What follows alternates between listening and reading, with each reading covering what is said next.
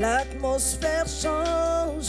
Yes. Il y a transfert entre ciel et terre quand il descend.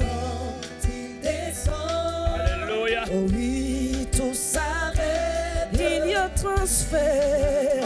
C'est la vérité. Ciel et terre quand il descend. Et c'est ce qui se passe maintenant à cet endroit. Il descend et l'atmosphère change. Et il s'opère des transferts entre ciel et terre. Quand il descend, oh oui, tout s'arrête. Tout s'arrête. Tout s'incline devant la majesté et la suprématie du roi des rois. Quand il descend, Il y a transfert. Yikanda rebroko soko tarema ya khata Quand il descend,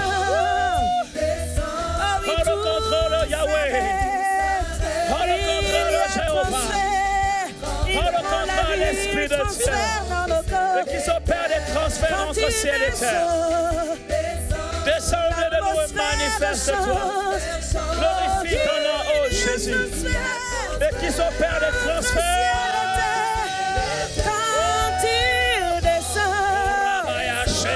Oh oui, tout s'arrête. Il y a transfert entre ciel et terre.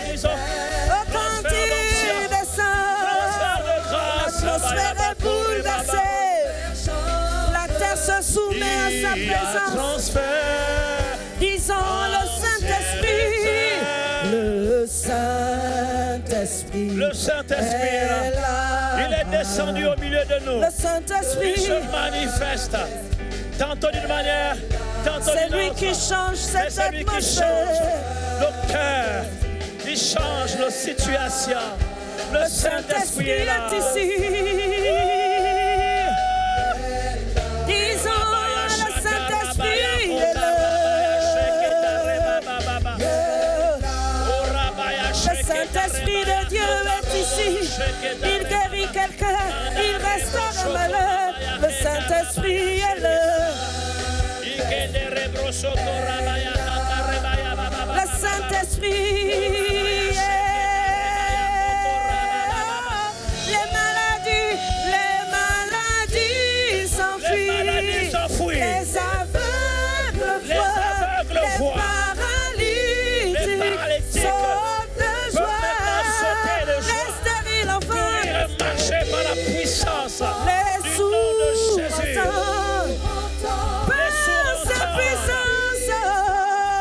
Par sa puissance. Et si tu le crois, tu verras la gloire de Dieu dans ta vie. Confesse ses paroles avec conviction de cœur, avec foi. Et tu verras la Alléluia, gloire au de Dieu dans nom ta de vie. Jésus. Les femmes stériles l'enfantent. Oh, les sourds. Les hommes stériles procréent. Oh, par sa puissance. Les maladies s'enfuient. Les maladies s'enfuient. Les aveugles voient. Le royaume de Dieu est parmi nous. Alléluia. Oh, la femme stérile enfante. Les sourds entendent. Par sa puissance.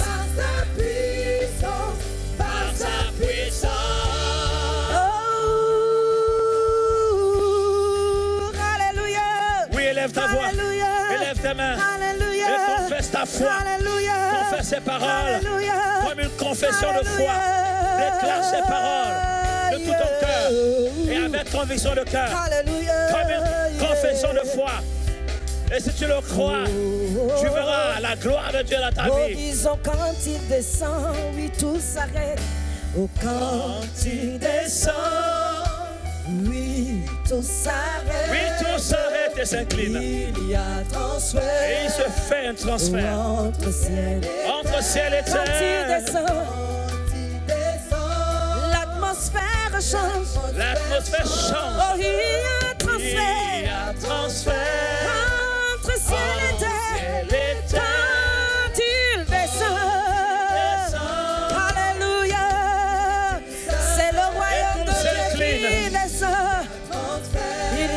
l'atmosphère entre ciel et terre. du roi des rois. Quand il descend, l'atmosphère change.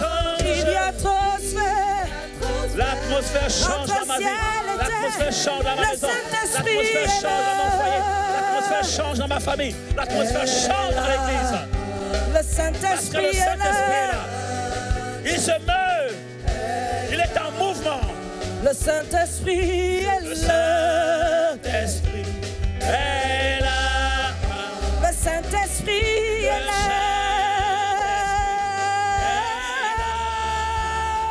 Les maladies s'enfuient. Les aveugles voient. Les paralytiques sautent de joie. Les stériles en voient. Et tu verras ces Les choses arriver. sourds entendent. Par la puissance du Dans la Saint-Esprit. présence de Dieu, déclare ces choses. Et ta vie ne sera plus jamais la même, je le crois. Les maladies, Maladie s'enfuit. les aveugles voient. Paralytique saute de joie. Les femmes stériles enfantent, les entrailles sont ouvertes. L'enfant, Les sourds les sourds par sa puissance. par sa puissance. Père Céleste, merci. Parce que l'atmosphère change en cet endroit. Le Saint-Esprit est en mouvement. Et ta parole nous enseigne que là où il y a l'Esprit de Dieu, là il y a la liberté. Et là où il y a l'Esprit de Dieu, il y a la vie. En effet, en toi, il y a la vie, le mouvement et l'être. Oui, l'atmosphère change dans ma vie. L'atmosphère change dans ma maison. L'atmosphère change dans ma famille. L'atmosphère change dans l'église. L'atmosphère change dans la ville. L'atmosphère change dans la nation. Au nom de Jésus, Saint-Esprit, viens te mouvoir encore. Nous t'accueillons, Saint-Esprit. Viens nous accorder la révélation des Écritures, la révélation de la parole de Dieu. Selon qu'il a été écrit que tu prendras ce qu'est dans le Père et tu l'annonceras. Tu nous conduiras dans toute la vérité. Enseigne-nous la parole de vérité. Sanctifie-nous par la vérité, car ta parole est la vérité. La révélation de tes paroles, oh Dieu, est claire. Et nous donne de l'intelligence. Et nous ne voulons pas seulement nous contenter de la révélation, mais nous voulons passer de la révélation à la transformation. Et c'est pour cela que nous devons pratiquer l'application de ce que nous enseignons et ce que nous avons reçu de toi. Père éternel, nous prions qu'en cet endroit, les cœurs soient changés, que les vies soient transformées par ta puissance, que les maladies sortent des corps et s'enfuient, que les sourds entendent, que les muets parlent, que les aveugles voient, que les paralytiques marchent, que les femmes stériles enfantent, que les hommes stériles procréent. Au nom de Jésus, qu'une vie stérile reçoive la semence de la fécondité. Dans le nom de Jésus, viens, change le cœur, viens, change nos vies et transforme littéralement nos cœurs, nos vies, nos pensées, nos personnalités et ce que nous sommes au-dedans de nous. Au nom de Jésus. Et je déclare que la vie de quelqu'un ne sera plus jamais la même. Une personne est entrée ce matin dans cet endroit. Peut-être elle est venue chargée et fatiguée. Je déclare qu'elle ne repartira pas chez elle comme elle est rentrée dans ce lieu. Sa vie change aujourd'hui au nom de Jésus. Ta parole déclare le jour où Saül a été connecté à l'onction des prophètes. Lorsqu'il a rencontré la troupe des prophètes, l'esprit des prophètes, l'esprit de Dieu est descendu sur Saül et il fut changé en un autre homme. Je déclare et je crois de tout mon cœur qu'en cet endroit, le Saint-Esprit descend sur quelqu'un et change la vie de quelqu'un littéralement dans le nom de Jésus. À toi la louange, à toi l'honneur et la gloire au siècle des siècles. Dans le nom de Jésus, nous avons tous ainsi prié. Amen. Amen. Alléluia.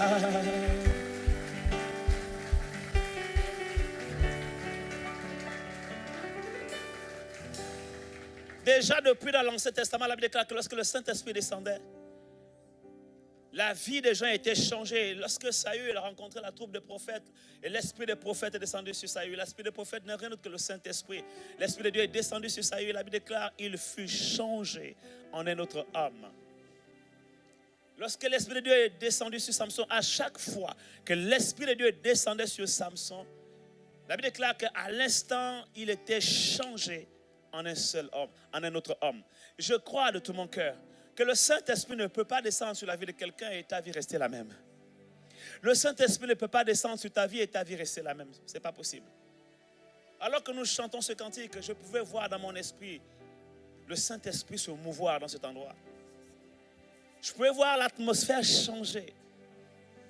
Comme ce jour où dans ce même endroit, dans cette église, pendant l'adoration, le Saint-Esprit a ouvert mes yeux et j'ai pu voir les anges de Dieu monter et descendre, se mouvoir dans la salle. À l'instant où je parle, je revois cette vision où les anges de Dieu se meuvent. Les anges de Dieu sont en mouvement dans cet endroit. On est loin d'imaginer la grâce que nous avons d'avoir accès à la présence de Dieu. La Bible déclare que vous ne vous êtes pas approché d'une montagne que l'on pouvait toucher. Mais vous êtes approché de la nouvelle Jérusalem céleste. Des myriades qui forment le cœur des anges. Ils sont ici dans cet endroit. Et à l'instant où ils sont dans la présence de Dieu, il s'opère des transferts. Des transferts entre ciel et terre. Transfert d'onction, transfert de grâce, transfert de bénédiction, transfert de guérison divine, transfert de toutes choses que le Seigneur veut nous donner en héritage et en partage. Ne vous fiez pas à ce que vos yeux physiques voient, mais ayez les yeux spirituels pour voir dans le monde invisible les choses qui sont en train de se passer maintenant dans cet endroit en votre faveur. Croyez seulement et vous verrez la gloire de Dieu. Et je suis convaincu que sorti d'ici, votre vie ne sera plus jamais la même. Quelqu'un ici acclame le Seigneur. Alléluia.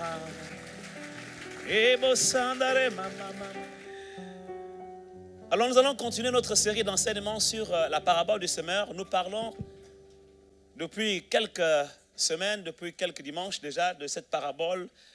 Et nous sommes émerveillés de voir comment Dieu peut nous conduire à travers un seul texte à décortiquer et à extraire des vérités profondes, spirituelles qui vont littéralement changer notre vie et le cours de notre histoire. Et je bénis le Seigneur pour les nombreux retours, les témoignages que je reçois de part et d'autre, vraiment, de voir comment les gens sont touchés par ces messages, cette série d'enseignements et comment les gens commencent à vivre des transformations dans leur vie. Je bénis encore le Seigneur pour ceux qui étaient là hier à l'école prophétique internationale. Il y a une personne qui a témoigné qu'elle avait décidé même de ne plus venir à l'église et comme par hasard elle est venue et puis elle a appris qu'il y avait la classe de l'école prophétique internationale. Elle est quand même restée et puis en restant, c'est parce que Dieu avait réservé pour elle. Le Seigneur l'a vraiment visité et le Seigneur a encore ramené son cœur dans sa maison. Alléluia. Vous savez, c'est une question de cœur. Alléluia. Et quand Dieu touche ton cœur, ta vie ne peut plus jamais être la même. Amen, amen. Et nous avons vu déjà depuis plusieurs dimanches que le problème n'est pas du côté de Dieu. Le problème n'est pas du côté de la parole que nous recevons. La parole de Dieu est une semence. Et comme toute semence, dans la semence, il y a la vie. Dans la semence, il peut y avoir même plusieurs vies. Et je vous disais encore la semaine dernière que le même mot qui est utilisé pour parler de la semence qui est la parole de Dieu est le même mot qui est utilisé pour parler de la semence qui permet de féconder le vœu d'une femme et pouvoir procréer, donner naissance à un enfant. Lorsque la semence est donnée ou est relâchée, en fait, cette semence transporte en elle une ou plusieurs vies. Et la parole de Dieu agit exactement de la même manière lorsqu'elle est relâchée, lorsqu'elle est semée dans nos vies. En fait, elle transporte en elle la vie de Dieu, elle transporte en elle des choses qui vont être transférées dans notre vie, comme on l'a chanté tout à l'heure. Elle transporte peut-être en elle la guérison, peut-être en elle une grâce ou de nombreuses grâces, peut-être qu'elle transporte en elle l'onction, elle peut transporter en elle les bénédictions, elle peut transporter en elle en fait tout don parfait, toute grâce excellente et tout l'héritage que Christ a acquis à la croix de Golgotha en notre faveur. Tout est contenu dans la semence de la parole de Dieu. Et quand nous recevons cette semence, en fait cette semence vient féconder notre esprit par l'action du Saint-Esprit. Et en ce moment-là, si nous recevons avec douceur la parole de vérité, elle sera fécondée dans notre esprit et nous allons pouvoir, comme une femme, concevoir. Nous allons concevoir et nous allons tomber enceinte de un ou plusieurs bébés miracles. Alléluia. Bien-aimé, quand tu demandes à Dieu une guérison, il ne te donne pas la guérison, il te donne une parole. Il te donne une semence, il envoie une semence. Il envoie sa parole et sa parole te guérit. Alléluia. Quand tu demandes à Dieu un miracle, il ne te donne pas le miracle. Il t'envoie une parole de foi, une semence. Et le miracle est contenu dans cette semence. Quand tu demandes à Dieu une parole, une délivrance, Dieu ne te donne pas la délivrance comme ça, comme bâton magique. Il t'envoie une parole qui te délivre de la fosse. Alléluia. Quand tu demandes à Dieu un miracle, Dieu ne te donne pas le miracle comme ça, comme bâton magique. Dieu t'envoie une parole, une semence qui est plantée dans ton esprit. Et si tu la reçois, alors elle est fécondée par le Saint-Esprit. Et du coup, tu conçois dans ton esprit le bébé miracle qui est contenu dans cette semence et qui est transporté par cette semence. C'est ainsi que tout ce que Dieu nous a promis dans sa parole, et tout ce que nous recherchons, et tout ce qui constitue l'héritage même des saints, en fait, nous est transmis à travers la parole de Dieu. Alléluia. La guérison n'est pas entre les mains d'un prophète. Le miracle n'est pas entre les mains du pasteur. La bénédiction n'est pas entre les mains des pasteurs. En fait, l'imposition de mains et tout ça, ce ne sont que des points de contact, des actes de foi que nous posons. Mais tout est véhiculé par la parole. La parole de Dieu est le seul canal qui nous véhicule toutes les bénédictions, toutes les grâces que Dieu nous a réservées dans les lieux célestes et qui viennent du ciel vers nous sur la terre. Et il s'opère un transfert entre ciel et terre. Et ce qui se passe pendant qu'on écoute la parole de Dieu, pendant qu'un serviteur de Dieu prêche, et quand un serviteur de Dieu prêche et qu'il prêche la véritable parole de Dieu, il s'opère un transfert entre ciel et terre. En ce moment-là. Et souvent, les gens, ils attendent le moment où l'homme de Dieu va prier pour eux, leur imposer les mains, va souffler sur eux, va prophétiser sur eux. Et ils pensent que c'est là le moment crucial. Ils pensent que c'est là le moment le plus déterminant. Ils pensent que c'est là que Dieu agit. En réalité, ces moments-là ne sont que des moments de dispensation de grâce, des moments d'exercice du ministère qu'on appelle ça ainsi, des moments en fait où on vient motiver les gens par des prières de foi, par des paroles de foi, etc. Mais en réalité, tout se passe au moment de la parole, au moment où la parole est semée dans ta vie. Amen, amen. C'est pour cela que la dernière fois, on a lu dans Thessaloniciens ce passage qui dit clairement qu'en fait, quand vous recevez cette parole, ne la recevez pas comme venant d'un homme. Vous devez la recevoir comme elle est véritablement la parole de Dieu. Et c'est vrai qu'elle est véritablement la parole de Dieu. Et si vous la recevez comme elle est véritablement, c'est-à-dire la parole de Dieu, alors vous allez voir que cette parole-là va agir en vous qui croyez. En vous qui croyez. C'est-à-dire qu'il faut que tu crois aussi pour qu'elle agisse. Et si tu crois, tu verras la gloire de Dieu. Donc le problème n'est pas au niveau de la semence que nous recevons, ni au niveau du semeur. Parce que même si le semeur n'a pas la tête qui te plaît, alléluia, ce n'est pas lui qui est le problème. Le problème généralement, c'est la terre sur laquelle la semence tombe. Et on a commencé à voir différents types de terre. On a vu la terre qui ressemble au long du chemin. Ce sont ces personnes qui reçoivent la parole de Dieu sur le long du chemin, c'est-à-dire en fait, ils sont laissés le long du chemin. En fait, ils sont comme largués. Ce sont des gens qui sont, voilà, ils ne suivent pas, ils ne comprennent même pas parfois ce qui est dit. Ils ne sont pas là, en fait. Ils sont absents. Donc la parole de Dieu leur passe par-dessus la tête et donc ils ne reçoivent pas la semence, en fait. Et cette semence ressemble à cette semence qui est tombée le long du chemin. Okay? Des gens qui ont été laissés en cours de route, en fait. Ils n'arrivent même pas sur le prédicateur. Des fois, il les distrait par plusieurs choses. Et puis, on a vu également cette terre qui est semblable à la pierre. Donc, la terre pierreuse, le cœur pierreux. Et on a vu que ce sont des gens qui sont réellement nés de nouveau. Et leur partie spirituelle qui est née de nouveau aime la parole de Dieu, a soif de la parole de Dieu. Et lorsqu'elle est prêchée, ces personnes reçoivent la parole de Dieu avec joie. Sauf qu'elles n'ont pas de profondeur. Parce que l'autre partie de ces personnes est constituée de la pierre. Et la semence ne peut pas aller en profondeur parce que la pierre empêche la semence de descendre en profondeur. Donc ces personnes sont des personnes actives. Hein, et elles reçoivent activement les choses, même parfois sans, je ne vais pas dire réfléchir, mais voilà. Et c'est bien d'avoir aussi ce côté de croire rapidement et facilement. Mais il faut aussi laisser descendre la parole de Dieu, qu'elle parte de l'intelligence, qu'elle descende dans le cœur et qu'elle aille en profondeur et qu'elle fasse son œuvre. Or, la pierre empêche cette parole de faire ce travail-là. Et donc, on a vu effectivement comment traiter ce genre de cœur. Il faut que la pierre soit brisée. Donc là, on parle d'un enseignement sur le brisement que beaucoup n'aiment pas. Pourtant, c'est un enseignement qui est biblique et qui existe, le brisement. Il faut que la pierre soit brisée. On a chanté ce chant « Brise-moi C'est vrai qu'au départ, je n'aimais pas chanter ce chant, mais là, j'ai compris le sens même de ce chant et je peux le chanter sans crainte. Brise-moi, vraiment, brise cette pierre, enlève le cœur de Pierre, met en moi un cœur de chair. Et on a vu dans Ézéchiel 36, versets 26 à 27, que lorsque Dieu enlève le cœur de Pierre, il met en nous un esprit nouveau, c'est alors que nous sommes capables d'obéir à ses lois. Ça veut dire que celui qui a le cœur de Pierre n'est pas capable d'obéir aux lois de Dieu. Il aime la parole de Dieu, il aime les choses de Dieu, il aime les choses de l'esprit, mais il n'est pas capable d'obéir à la parole de Dieu. Il n'est pas capable de la mettre en pratique. Pourquoi? Parce que le cœur de Pierre l'en empêche.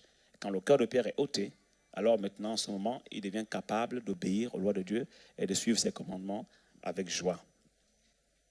Alléluia. Et très souvent, ces personnes-là sont pleines de zèle. Vraiment, elles viennent à l'église, elles sont pleines de zèle, vraiment toutes bouillantes, elles servent le Seigneur. Et si on ne fait pas attention, on va croire que leur zèle, leur niveau de zèle est proportionnel à leur degré de consécration, de maturité. Non, c'est juste des personnes qui ont donné leur cœur à Jésus, qui sont toutes joyeuses de connaître le Seigneur et qui aiment les choses de Dieu, qui sont pleines de zèle, sauf qu'elles n'ont pas assez de racines, assez de consistance, elles ne sont pas assez profondes. Donc si on se hâte de leur donner des responsabilités dans l'Église, en fait, on les expose. La Bible déclare qu'il ne faut pas donner les responsabilités aux nouveaux convertis. C'est à cause de ça. Parce qu'au-delà de leur zèle, en fait, ces personnes manquent de profondeur et de consistance. On doit plutôt prendre le temps de les aider à aller en profondeur dans leur relation avec le Seigneur, de mieux connaître Dieu, afin qu'elles soient plus utiles au corps. Elles peuvent faire des services comme l'accueil, comme le multimédia, la photo, la caméra, des services diaconaux, ce qu'on appelle les services diaconaux. Voilà, ils peuvent ou elles peuvent servir dans ces structures-là, parce que ce sont des structures qui n'ont pas besoin forcément d'avoir une haute et très grande maturité spirituelle. C'est ce qu'on appelle les dons de service. Chacun d'entre nous a un talent, chacun d'entre nous a une compétence, chacun d'entre nous a certainement des qualités que l'on peut mettre au service de Dieu, au service des autres, au service de l'Église. Le nettoyage, et plein de choses. Donc, pour faire ce genre de service, on n'a pas besoin d'avoir une grande maturité spirituelle. D'accord? Au contraire, même en permettant à ces personnes de s'exprimer dans ces différents services, ce sont des contextes qui peuvent les aider à s'affermir davantage, à mieux connaître le Seigneur, aller plus en profondeur, à condition que ces personnes ne tombent pas dans l'activisme ou dans la routine. Et qu'à condition aussi que ces personnes ne soient pas trop chargées, trop sollicitées, au point où elles n'ont plus le temps de suivre les cultes, au point où elles n'ont plus le temps d'écouter la parole de Dieu, au point où elles n'ont plus le temps d'avoir une relation personnelle avec le Seigneur. Donc on doit veiller à toutes ces choses-là, c'est très important. Le but, c'est que ces personnes connaissent vraiment le Seigneur en profondeur, vraiment que leur relation soit profonde avec Dieu. Et ceux qui étaient là d'ailleurs hier à l'école prophétique internationale, le Seigneur nous a vraiment beaucoup encouragé par rapport à cette dimension d'intimité avec le Seigneur, qui est vraiment la clé de toutes choses dans la vie chrétienne. Donc ces personnes qui ont reçu la parole avec un cœur qui ressemble à la pierre, ce ne sont pas des personnes en fait forcément mauvaises. Ce sont des personnes qui sont sincères. Elles aiment le Seigneur. Vous savez, il y a une différence entre une personne sincère et une personne hypocrite. Souvent, je classe les êtres humains en 4 catégories. Donc, il y a ce qu'on appelle les non-croyants, donc les païens, okay. Et puis il y a les chrétiens. Et dans les chrétiens, vous allez avoir les chrétiens sincères, les chrétiens hypocrites et les chrétiens irréprochables. Je n'ai pas dit parfait. J'ai dit irréprochables. Alors, les personnes non chrétiennes, donc les non-croyants, bah, on sait très bien que c'est des personnes qui sont païennes, donc voilà, elles vivent leur vie. Okay. Le péché pour ces personnes, généralement, c'est quelque chose de naturel. Okay. Donc, parfois même, par moments, ces personnes nous trouvent bizarres parce qu'elles se disent, mais vous abusez un peu, vous en faites un peu trop. Voilà. Parce que pour elles, elles n'ont pas encore l'intelligence de renouveler, elles n'ont pas Christ dans leur cœur, elles n'ont pas le Saint-Esprit pour comprendre ce que nous avons compris. Et maintenant, quand on quitte le monde, on devient chrétien. Alors dans la catégorie des chrétiens, il va y avoir 3 sous-catégories. On va avoir des chrétiens sincères, des chrétiens hypocrites et des chrétiens irréprochables. Le chrétien sincère, c'est un chrétien qui aime le Seigneur. Il est semblable à celui-là, qui a reçu la parole de Dieu, mais dont le cœur est encore pierreux. D'accord? Donc, il y a encore des choses à travailler dans son cœur. Son âme Son âme doit être lavée par l'eau de la parole. Et donc, la parole de Dieu rencontre dans son âme des forteresses, des hauteurs qui se dressent contre la connaissance de Christ, des philosophies apprises dans le monde, à l'école et avec les amis, qui justifient ses comportements, qui justifient également ses choix, ses décisions. Son éducation va influencer, l'environnement dans lequel la personne a grandi va influencer. Et puis, il y a aussi ses conceptions, sa culture, selon que cette personne soit africaine, européenne, américaine, asiatique, etc. Donc tout ça, ça va influencer dans l'âme. Et l'âme, c'est cette partie de notre chair, de notre vieil homme, qui a été longtemps colonisée par l'ancien Adam, le premier Adam, donc le vieil homme, et qui a hérité de la culture du vieil homme, voyez-vous. Et ce n'est pas du jour au lendemain que ça va partir. De la même manière que l'Esprit de Dieu a été sanctifié au moment où on est né de nouveau, on a accepté Christ, ça a été vraiment une action surnaturelle et instantanée. C'est le Saint-Esprit qui a opéré dans nous, qui nous a fait naître de nouveau. Donc ça, c'est Dieu qui l'a fait en nous. De la même manière, du côté de l'âme, l'âme n'est pas sanctifiée instantanément de suite. L'âme est sanctifiée progressivement. L'âme est sanctifiée au fur et à mesure que nous avançons dans notre marche avec le Seigneur dans la foi. Et c'est toute la vie chrétienne, en fait, la sanctification de l'âme. Le salut de l'âme, c'est toute la vie. Travailler à notre salut, c'est travailler simplement à sanctifier notre âme. Le travail du salut dans l'âme, c'est le travail de l'âme, en fait. Il faut traiter son âme et il faut vraiment être, à un moment donné, assez honnête pour dire que là, voilà, je reconnais qu'il y a telle chose dans ma vie qu'il faut changer à la lumière des Écritures, de la parole de Dieu. D'accord ? Et donc, on est sincère. Et on confronte notre vie à la parole de Dieu. La parole de Dieu devient comme un miroir. Et la Bible déclare que nous tous qui, à travers le miroir, contemplons la gloire de Dieu, nous sommes transformés. Quand tu lis la parole de Dieu, tu es en face d'un miroir. Et quand tu vois que ta vie ne correspond pas, certains aspects de ta vie ne correspondent pas à ce que dit la parole de Dieu, tu reconnais sincèrement que oui, là, il y a des choses à changer. Ça, il y a des choses à changer. Et puis voilà. Et quand le Seigneur te parle, voilà, tu ne raidis pas le coup, tu ne t'enorgueillis pas, tu ne résistes pas. Et même si tu résistes, tu sais que là, vraiment, je résiste, mais dans le fond, je sais que c'est la vérité, quoi. C'est que le frère a dit là, c'est vrai, c'est que le pasteur dit là, c'est vrai, mais bon, c'est juste l'orgueil, quoi, hein, qui fait que je résiste. Tu le reconnais, tu es sincère. Hein. Et quand le Seigneur te touche, tu es convaincu par le Saint-Esprit de péché, de justice et de jugement, tu te repens, tu demandes pardon au Seigneur, simplement. On te fait un reproche, ça fait mal, c'est vrai. Les reproches, parfois, ça fait mal, et très souvent d'ailleurs, ça fait mal. Mais tu reconnais que c'est la vérité, ok. Tu prends, tu accuses le coup. Parce qu'on a compris dimanche dernier qu'en fait, lorsqu'il s'agit de crucifier notre moi, on ne peut pas se crucifier nous-mêmes totalement. Le maximum qu'on puisse faire, c'est de clouer la main gauche, de clouer le pied gauche, de clouer le pied droit. Mais après, le marteau va rester sur la main droite. Il va falloir qu'on ait de l'aide. Il va falloir qu'on ait de l'aide. Et là, ce sont les autres qui viendront achever notre crucifixion. Amen, amen. Donc, par moment, il faut accepter que les autres achèvent notre crucifixion.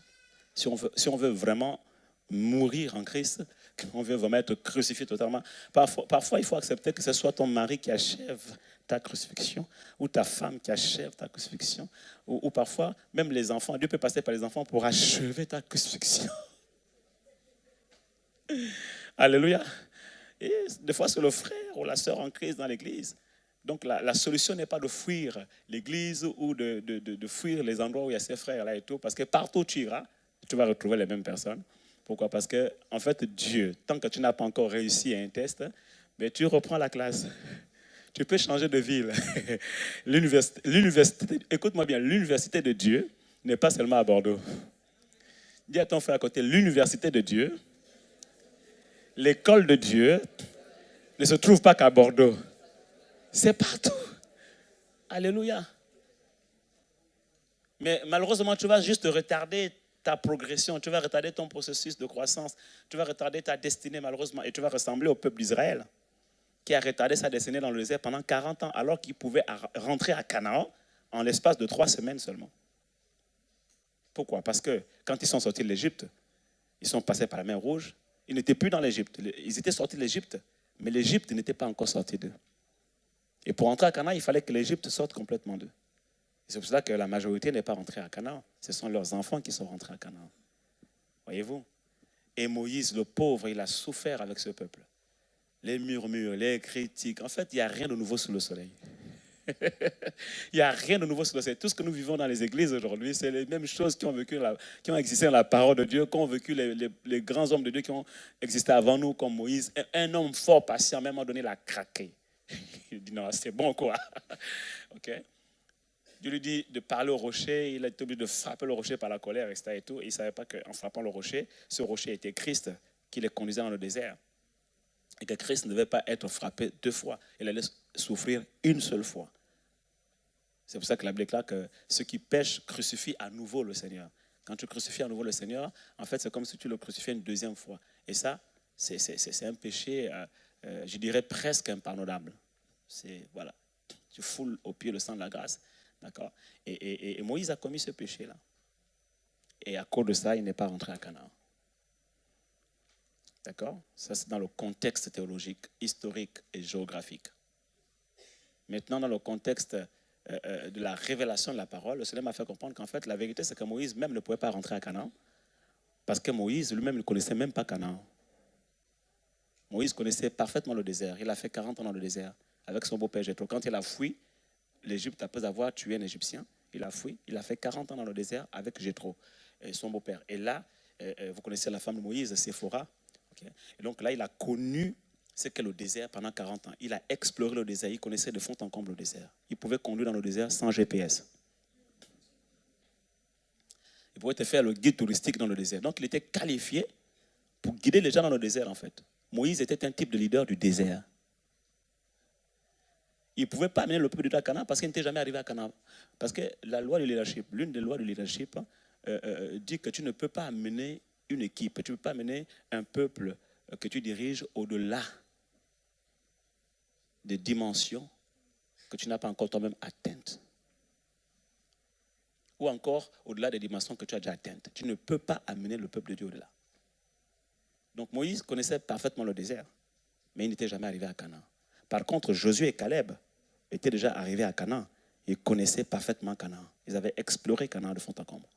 Et c'est eux qui sont venus avec des paroles de foi pour dire, nous irons, nous vaincrons les fils d'Anak, ces géants, nous les abattrons au nom de l'Éternel des armées et nous conquérons le pays.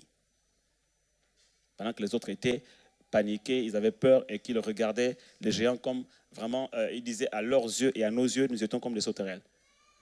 Et la Bible déclare que parce que Josué et Caleb étaient animés d'un esprit nouveau, un esprit différent, Dieu leur a donné de posséder Canaan à eux et à leur postérité. Alléluia. Donc Dieu voulait vraiment changer leur cœur pour qu'ils aient un esprit différent, un esprit nouveau. Mais ils ont fait 40 ans dans le désert. Et Moïse aussi est resté dans leur mentalité. À chaque fois qu'ils criaient, ils avaient faim, ils voulaient manger. Moïse se décarcassait pour chercher à manger. Seigneur, ils priaient et puis Dieu ouvrait le ciel, faisait descendre la manne du ciel. Ils avaient soif, ils commençaient à murmurer. Moïse venait devant la face de Dieu et il priait. Seigneur, et Dieu lui disait, allez, parle au rocher. Et il parle au rocher, le rocher ouvre sa bouche et leur donne de l'eau à boire. Et ça, c'est l'image de plusieurs églises, comment j'appelle les églises du désert. En fait, ce sont les églises qui sont remplies de personnes qui ont encore la nostalgie de l'Égypte, qui ont encore, en fait, l'Égypte dans leur cœur. Le monde est encore en eux ou en elles. Et ils viennent dans l'église avec les désirs et la nostalgie de l'Égypte. En fait, ils veulent que Dieu leur donne les choses qu'ils avaient en Égypte. Ils veulent que Dieu leur donne à manger, à boire, et quand ils le veulent en plus. Donc, le pasteur Moïse, qui était à l'époque leur berger, se pliait à leurs exigences, se pliait à leurs caprices, se pliait à chaque fois. Et il allait, il jeûnait, il priait, il venait vers la face de Dieu. Et Dieu agissait. Dieu agissait. Au point que même quand Dieu voulait vraiment corriger le peuple, Moïse s'agenouillait, il intercédait, il disait vraiment Seigneur, si tu veux les exterminer, alors efface mon nom du livre de vie. Il a mis en jeu sa vie et sa destinée pour ce peuple, au point qu'il n'est même pas rentré à Canaan. Conséquence, ce peuple-là, ils sont tous quasiment morts dans le désert. Il n'y a que leurs fils qui sont nés dans le désert qui sont rentrés à Canaan. Et Moïse lui-même, il n'est pas rentré à Canaan. Ça, c'est ce qui se passe dans les églises du désert, avec des pasteurs du désert. Donc, les églises du désert, leurs rencontres sont orientées vers leurs besoins. Ils doivent être bénis, ils doivent avoir la grâce financière, ils doivent avoir... En fait, quand ils ont besoin de quelque chose, il faut que le pasteur se décarcasse à faire que le ciel s'ouvre sur leur vie pour qu'ils aient ça. Sinon, ils changent d'église. Et comme le pasteur ne veut pas qu'il change d'église, donc voilà, et puis il va tout faire. Donc les cultes vont toujours être orientés vers les besoins des gens, toujours vers, voilà, ça c'est les pasteurs à la Moïse, hein, les pasteurs du désert avec un peuple du désert. Et tout tourne autour des besoins personnels, les besoins humains, le travail, le mariage, vraiment, ceci et cela, tout tourne sur les choses de la terre. On est sur les choses de la terre, c'est le désert. En fait, voilà, il faut que la main tombe. Et même tout ce qu'on fait, les prières, l'adoration, tout n'est pas tourné vers la personne de Dieu. C'est centré sur nous, vers nous. Même quand on adore le Seigneur, on adore pour qu'il nous bénisse. On jeûne, au lieu de jeûner pour être transformé, on jeûne pour que Dieu agisse. Vous voyez un peu? Ça, ce sont les églises du désert, avec des leaders du désert. Mais c'est à cause de cette mentalité-là que Moïse n'est pas entré à Canaan. Et le peuple n'est pas entré à Canaan. Pourquoi? Parce que leur cœur était dur. Et Dieu voulait ôter ce cœur de pierre. Voilà pourquoi il les a amenés dans le désert. Et ils sont restés 40 ans dans le désert. Malheureusement, ils ont résisté à Dieu. Seuls Josué et Caleb et leurs fils qui sont nés dans le désert sont rentrés à Canaan parce qu'ils étaient animés d'un esprit nouveau. Ils avaient un autre cœur. Voyez-vous, les chrétiens sincères, ils sont vraiment nés de nouveau. Ils sont sincères. Mais leur cœur n'est pas encore totalement changé. Et les œuvres de la chair sont manifestes dans leur vie. Quand on lisait Galates, c'est eux-mêmes. Il y a encore dans leur cœur l'impudicité, les colères, les rancœurs, les jalousies, même la magie est citée parmi les œuvres des ténèbres, parmi les œuvres de la chair, la magie, c'est-à-dire la sorcellerie. Il vient à l'église, là, il croit en Dieu, il croit que Dieu est capable d'agir. Mais si Dieu t'a d'agir, il y a un marabout à côté. Le voisin a dit que, voilà, ou il y a une voyante, voilà. Donc, il ne trouve pas trop, même si c'est que bon, Dieu condamne ces choses-là, mais il va trouver des excuses, il va trouver des philosophies, il va trouver des choses pour pouvoir s'excuser, pour pouvoir en fait se donner une bonne conscience en fait. De toutes les façons, la Bible dit que, voilà. Et de toutes les façons, même Saül, hein, il était un roi, mais il était quand même allé consulter une voyante. Et puis la voyante, voilà, et puis elle a dit des choses qui étaient vraies. Ce qui était là à l'école prophétique hier, on a vu que ce n'est pas parce qu'un soi-disant prophète ou un prophète dit quelque chose qui est vrai que c'est un vrai prophète. Un prophète peut dire quelque chose qui est vrai, la chose s'accomplit, mais ce n'est pas un vrai prophète. Dans l'Ancien Testament, on définissait un prophète par ce qu'il disait. S'il disait des choses qui étaient vraies et qui s'accomplissaient, alors on concluait que c'était un vrai prophète. Dans le Nouveau Testament, c'est différent. Quand on pose la même question à Jésus, entre guillemets, on ne l'a pas posé la question, mais je veux dire, Jésus, quand il parle de cette question-là, il ne dit pas, pour reconnaître un vrai prophète, on le reconnaîtra par ce qu'il dira. Si la chose arrive, alors c'est un vrai prophète. Pourquoi? Parce que Jésus sait pertinemment que même les faux prophètes peuvent dire la vérité. Et comme Jésus sait qu'il y a une différence entre la vérité et l'esprit de vérité, alors Jésus ne peut pas se fier sur la vérité d'un prophète pour dire que c'est un vrai prophète. Jésus cherche dans son cœur aussi véritablement l'esprit de vérité. Donc un vrai prophète se définit d'abord par ce qu'il y a dans son cœur. Est-ce que dans son cœur, il a l'esprit de vérité? Et ensuite, Jésus va dire, vous les reconnaîtrez à leurs fruits. Pas les œuvres, mais leurs fruits. Parce qu'il y a une différence entre les œuvres et le fruit. Tu peux faire plusieurs œuvres, mais les œuvres que tu fais ne portent pas de fruits.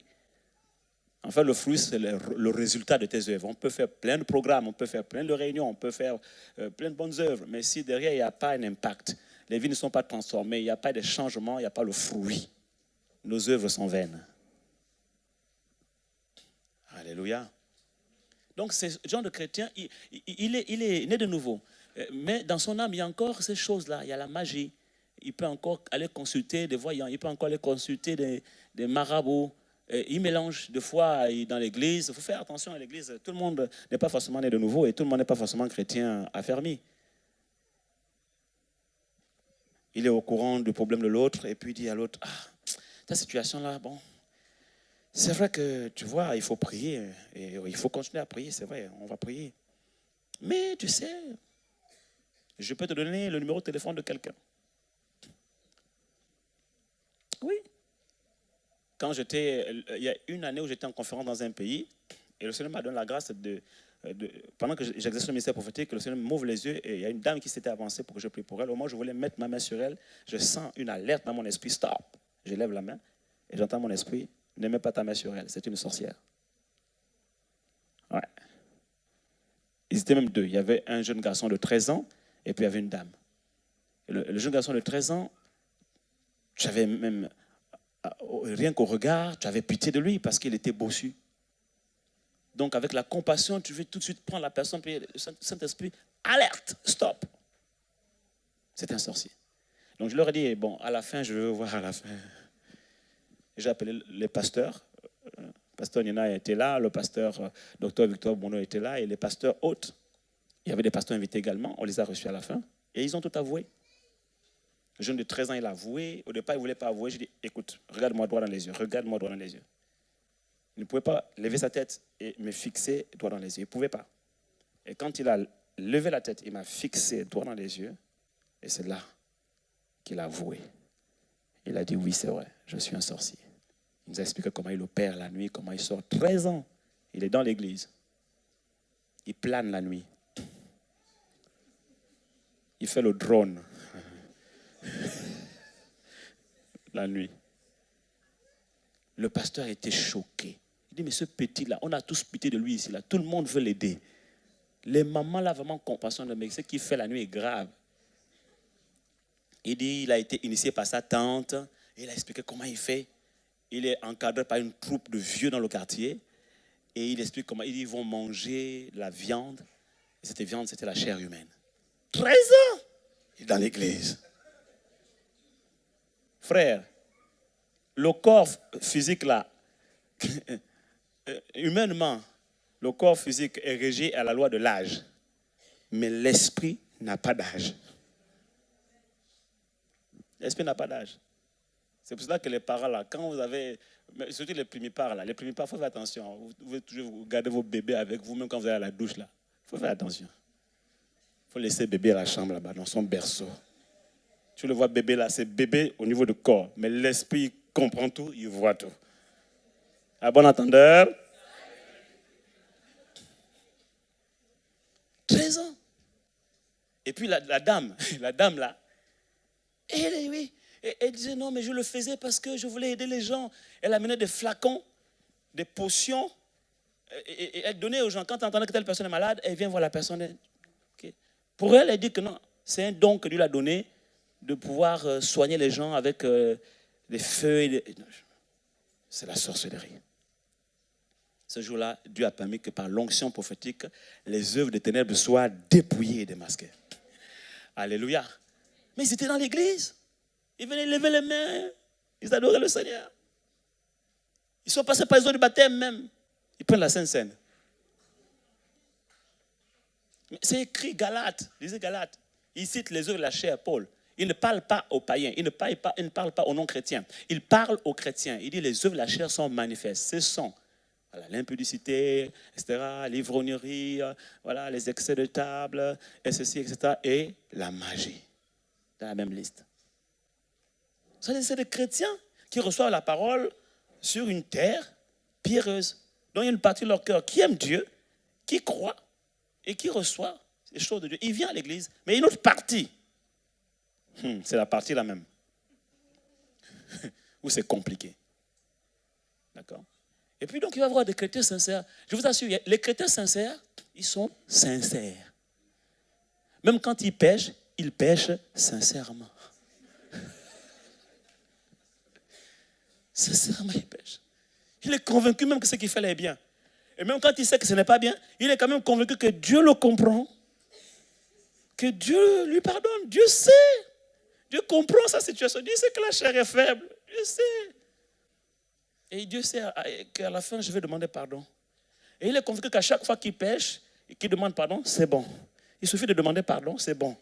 Donc il s'est construit sa propre philosophie. Voilà. Et il est en paix.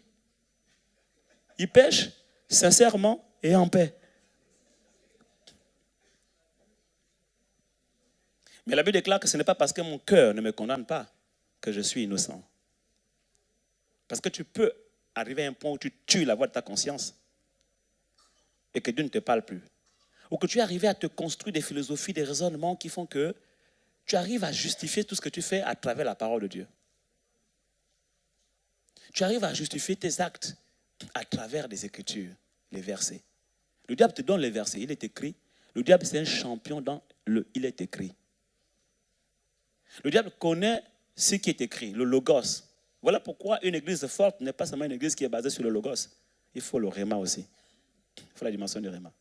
Quand le diable vient tenter Jésus, il vient avec le « il est écrit », et il y avait une guerre de « il est écrit ». Jésus s'est rendu compte que mais si je continue comme ça avec lui, ça ne va pas marcher. Et à un moment donné, Jésus lui a simplement répondu. Et Jésus a changé de dimension. Il a quitté le logos du « il est écrit ». Il est monté d'un cran. Et Jésus lui répond, il est dit. Ah là, c'est différent. Il est dit, c'est différent de il est écrit. Le il est dit, c'est la parole qui sort de la bouche de Dieu. Oui. Le il est écrit, c'est toute écriture est inspirée de Dieu. Mais le il est dit, c'est ce qui sort de la bouche de Dieu. C'est notre dimension de la parole. Et cette dimension-là, beaucoup ne la comprennent pas. Alléluia. C'est ça qui a permis à Jésus de vaincre Satan. Donc ces chrétiens-là, ils vont trouver, il est écrit beaucoup de philosophies, qui vont excuser leur comportement, qui vont excuser leurs ajustements. Et ils vont être en paix. C'est pour ça qu'ils peuvent venir tranquillement à l'église. Et puis bon, voilà, le pasteur prêche, il dit, ouais, bon, ce qu'il dit, c'est vrai. Mais il est aussi écrit que... Donc, ce qui fait qu'il peut sortir des messages qui est vraiment un message poignant, un message puissant. Beaucoup ont été touchés et pleurent même. Lui, il s'est dit, mais franchement, ceux-là, ils sont faibles d'esprit. Ils ne comprennent pas. Vous savez, il y a même un qui m'a dit, tu sais, le Dieu compris là, il faut le connaître. Il faut le connaître. Si tu le connais, tu peux même négocier avec lui. Tu peux négocier avec lui. Tu vas négocier avec Dieu comment?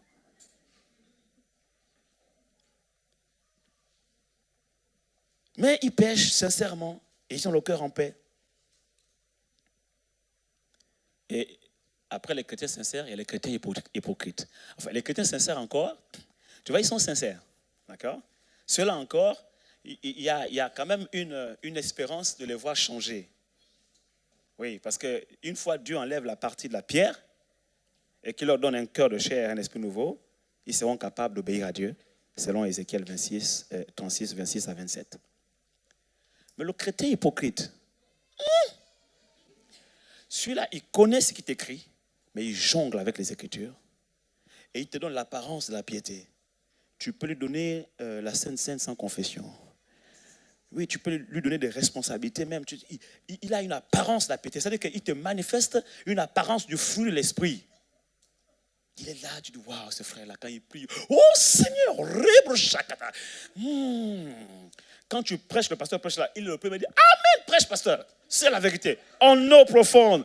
Ouais, ça c'est la vérité. Donc, quand tu le regardes, pour toi, il est né de nouveau, il est converti de cœur, il a une profondeur avec Dieu, il comprend la révélation. Voilà.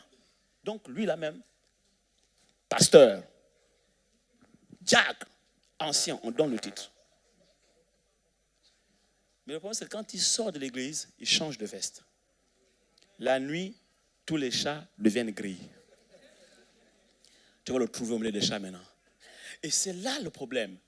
Et la Bible déclare que pour ce genre de personnes, c'est parfois difficile de les découvrir. Pourquoi? Parce que pour certaines personnes, leurs péchés mettent du temps, longtemps avant qu'on les découvre. Parce que c'est camouflé dans une apparence de piété. C'est des champions pour tromper la vigilance de tout le monde. Ils trompent les pasteurs, ils trompent les prophètes, ils trompent les frères, ils trompent les sœurs. Des fois, même quand tu commences à avoir un petit truc dans ton cœur, l'esprit t'alerte que celui-là c'est bizarre, tout de suite, tu vois une apparence. Tu dis non, c'est pas possible, ça ne peut pas être lui. Non, c'est pas possible, non. Arrière de moi, Satan. Alors que c'est le Saint-Esprit qui te parle. Oh, quelqu'un ici acclame le Seigneur. Oh my God. Tu vois? Mais les chrétiens hypocrites, c'est un danger pour les églises. Parce qu'ils sont capables de te construire un empire dans l'église sans que tu ne saches ce qui se passe. Tellement tu leur fais confiance.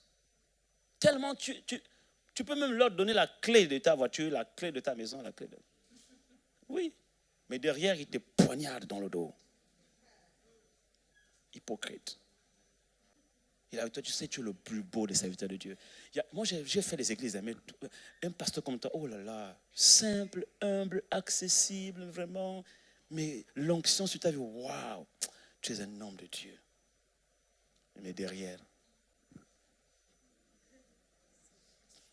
il y avait ma femme là, c'est une prophétesse. Elle a ces dons prophétiques là, mais graves. Quand elle me dit, fais attention à telle personne, je dois faire attention à la personne.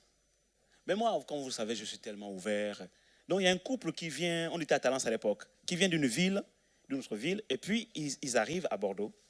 Ils nous disent, non, vous suivez par Internet et tout, on a été bénis par votre ministère et tout. Ah, gloire à Dieu. Et que des encouragements, des compliments. Waouh, c'est... Vous savez, les pasteurs, ce n'est pas tout le temps qu'on reçoit des encouragements. Donc... Et là, alléluia. Un jour, ils arrivent au culte, et puis voilà, ils déposent comme ça, tenez, 500 €. Je dis, waouh, ils nous aiment vraiment. Dis à quelqu'un, les présents, c'est la Bible qui le dit, les présents aveuglent les justes. Donc, je me dis, cela vraiment, c'est un merveilleux couple que Dieu nous envoie à l'église. Là. Vraiment, alléluia. Ma femme me disait, mais quand même, fais attention. Le mari, mais la femme, fait quand même attention. Je dis, oh. Et puis un jour, dites un jour, il y a toujours un jour. Tu peux tromper le pasteur, tu peux tromper le prophète, tu peux tromper les frères en Christ. Il y a toujours un jour. 99 jours pour le voleur. Mais un jour pour le grand patron, Dieu. Quelqu'un ici acclame le Seigneur, alléluia. Et le temps où Dieu laisse courir la chose et que personne ne découvre, je crois que non, ça va quoi. Ici, là, je peux manipuler tout le monde, je peux tromper tout le monde. Il y a toujours un jour où Dieu décide. Mais c'est un temps où Dieu te donne l'occasion de te repentir. Il use de patience, en fait. Comment tu vas faire les choses? Après un culte, comme celui-ci, elle rentre chez elle. Un culte au cours duquel elle a été parmi les personnes qui criaient le plus fort dans la salle, que j'entendais quand je prêchais. Amen! Alléluia! Ça, c'est la vérité. Prêche, pasteur. Donc, vers 15h, elle rentre chez elle, vers 15h, prend son téléphone, elle appelle une sœur, qui était souvent avec elle dans l'église. Et puis, elle tombe sur son répondeur. Mais en même temps, elle reçoit un coup de fil sur l'autre téléphone.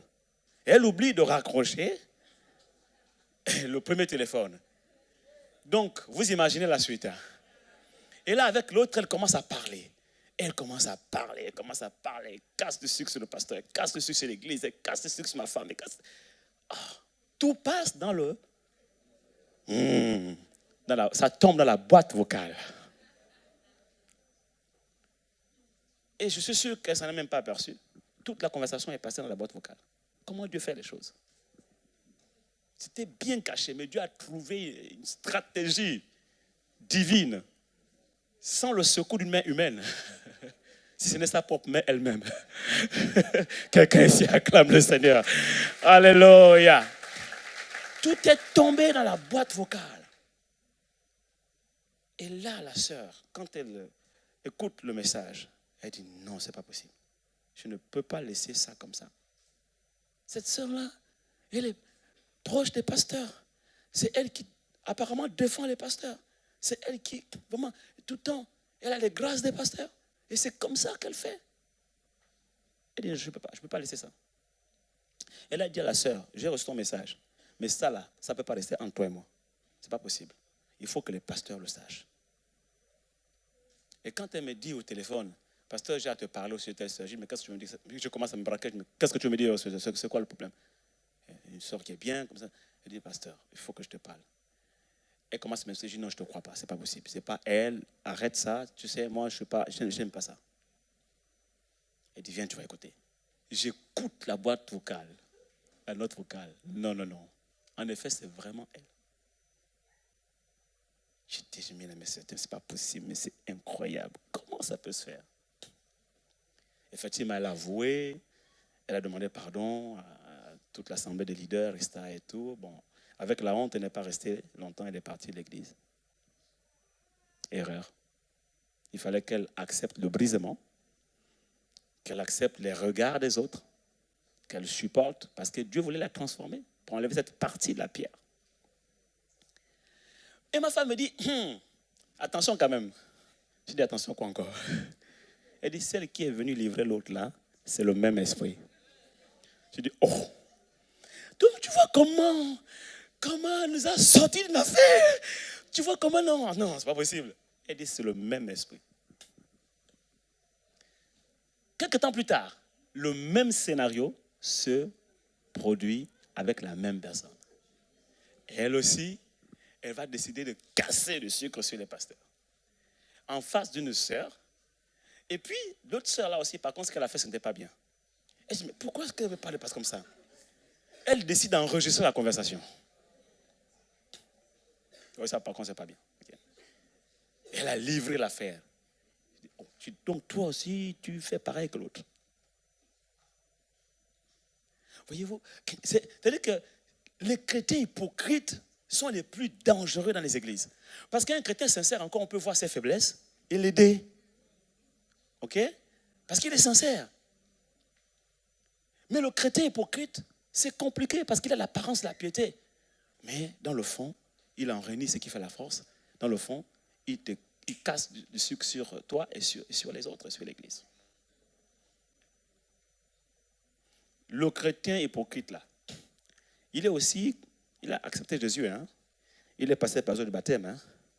Sauf que son cœur, non seulement il est dur, mais je peux même dire qu'il est rocailleux. Il est bétonné.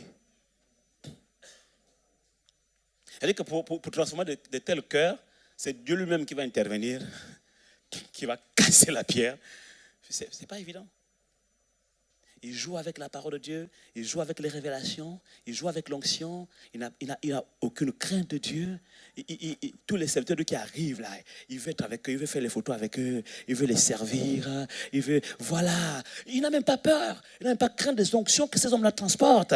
Même un grand prophète qui arrive, qui voit les choses comme vidéo, il va quand même partir, hey, prophète de Dieu, tu es l'homme de Dieu. Vraiment, quand tu passes là, même le prophète ne va rien voir.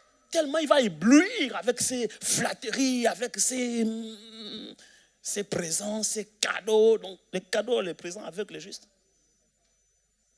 Je ne vais pas dire que tous ceux qui font les présents, les cadeaux sont hypocrites. Hein. Ce n'est pas ce que j'ai dit. Il y en a qui font des présents et des cadeaux vraiment avec sincérité de cœur parce que Dieu leur a dit de le faire.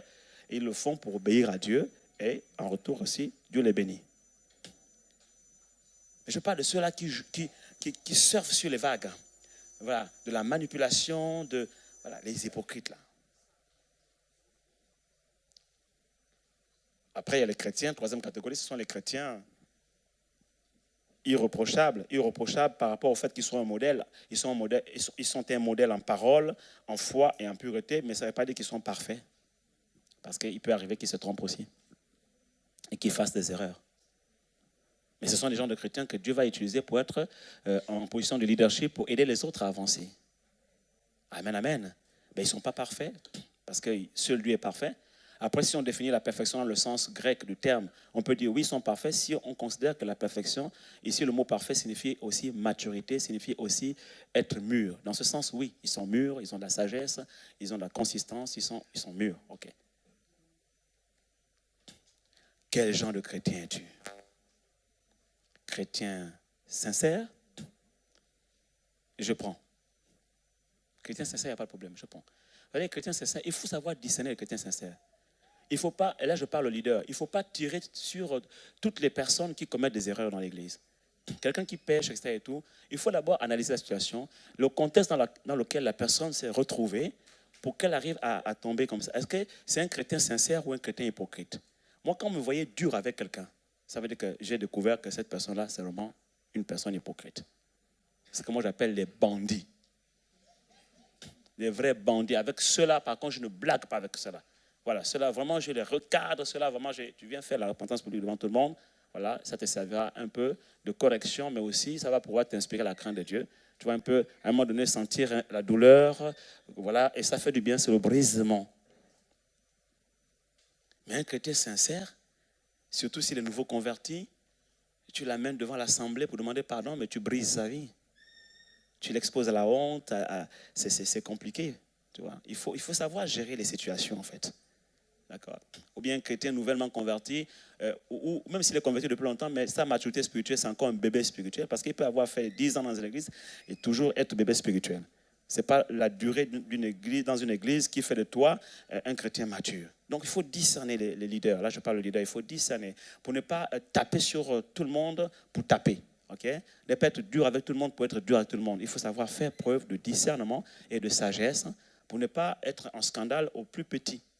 Plus petit, il dit si tu es en scandale à ce plus petit, ce bébé spirituel, hein, mieux vaut pour toi qu'on te mette une corde au cou et qu'on te jette à la mer. Okay? Donc, moi, les chrétiens sincères, je suis preneur. On fait un travail ensemble, d'accord, pendant un temps. Il y a une que j'ai reçue ici, elle m'a touché, dans mon bureau, elle m'a touché. Moi, je ne fais pas le suivi des gens. Moi, je fais des entretiens. Voilà, le suivi, ce sont les leaders qui sont en place, qui font le suivi. Il y a des groupes de suivi. Mais celle-là, particulièrement, j'ai été tellement touché. Elle est rentrée dans mon bureau. Elle venait de quelle ville? Elle pleurait. Un jour, elle témoignera ici parce qu'elle a demandé à témoigner. Je lui ai dit, attends, que tu sois encore bien affermi parce qu'il y a des témoignages qu'il ne faut pas te précipiter à donner comme ça. Il peut y avoir des répercussions et que tu n'es pas capable de supporter. Pour l'instant, attends. Mais elle est tellement sincère. Elle est venue, elle m'a tout avoué. Tout avoué. Tout. Mais c'était compliqué. Compliqué. J'étais même gêné à un moment donné. Et on a fait un travail. Elle a été, là je fais court, elle a été littéralement transformée et elle a demandé à témoigner. C'est un témoignage quand on va le faire, waouh. Mais ce qui m'a marqué, c'est sa sincérité. Elle a tout avoué et elle disait, je ne veux qu'une seule chose, pasteur, c'est d'en être libéré. Parce que je n'en peux plus. Elle pleurait. Elle pleurait. Donc, quelqu'un comme ça, tu vas dire quoi? Tu vas dire, oui, ça t'apprendra. Quand tu partis là-bas, la Bible dit que dans Matthieu, chapitre, pardon, laisse-moi tes Malachie. Voilà, là, c'est pas Malachie. Quelqu'un ici acclame la parole de Dieu. Alléluia. Là, c'est pas Malachie. Amen. Gloire à Dieu. Voyez-vous? Moi, j'avais prévu parler aujourd'hui du troisième type de terre. Venez avec moi dans Matthieu chapitre 13, verset 18. Matthieu chapitre 13, verset 18. Vous donc écoutez ce que signifie la parabole du semeur. Lorsqu'un homme écoute la parole du royaume et ne la comprend pas, le malin vient et enlève ce qui a été semé dans son cœur. Cet homme est celui qui a reçu la semence le long du chemin. On l'a déjà vu. Celui qui a reçu la semence dans les endroits pierreux, c'est celui qui entend la parole et la reçoit aussitôt avec joie, mais il n'a pas de racine en lui-même. Il manque de persistance et dès que survient une tribulation ou une persécution à cause de la parole, il y trouve une occasion de chute. Celui qui a reçu la semence parmi les épines, dites les épines, c'est celui qui entend la parole, mais en qui les soucis du siècle et la séduction des richesses étouffent cette parole et la rendent infructueuse. Voyez-vous, celui qui a reçu la parole dans une terre épineuse, c'est celui qui a reçu une semence et la semence est étouffée par les soucis de la vie. Jésus dit, prenez garde que vos cœurs ne s'appesantissent par les excès du manger, de boire et par les soucis de la vie. D'autres versions disent, prenez garde que votre esprit ne s'alourdisse par le manger, le boire et par les soucis de la vie. Donc ces préoccupations de la vie, le manger, le boire, que vais-je manger, que vais-je boire, où vais-je habiter, où serai-je logé, de quoi serai-je vêtu, avec qui me marierai-je, où vais-je travailler, quelle est ma terre d'héritage. Voilà, toutes ces choses-là, ces préoccupations, ces soucis de la vie étouffent la parole que cette personne a reçue. Donc cette personne reçoit bel et bien la parole. Elle comprend la parole. Elle n'est pas comme celle qui a reçu la parole le long du chemin. Cette personne n'a pas un cœur dur.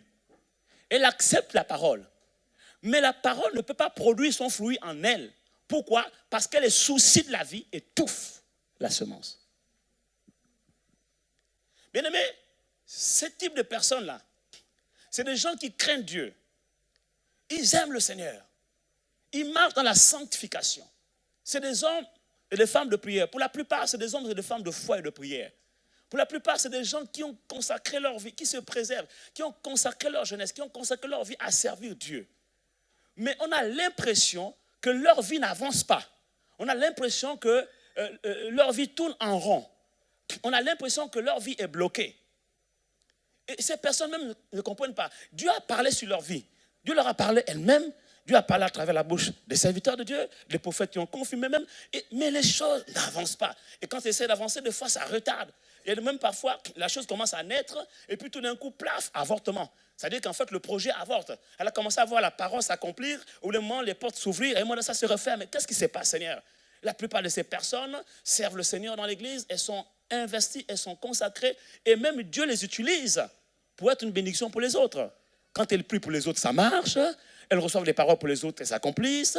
Mais quant à elles, elles ont l'impression que leur vie est bloquée. Et bien sûr, quand il y a quelques expériences où elles vivent la grâce de Dieu, c'est ponctuel, c'est sporadique, voilà. Mais vivre la vie abondante de façon constante, elles ne connaissent pas encore cette dimension.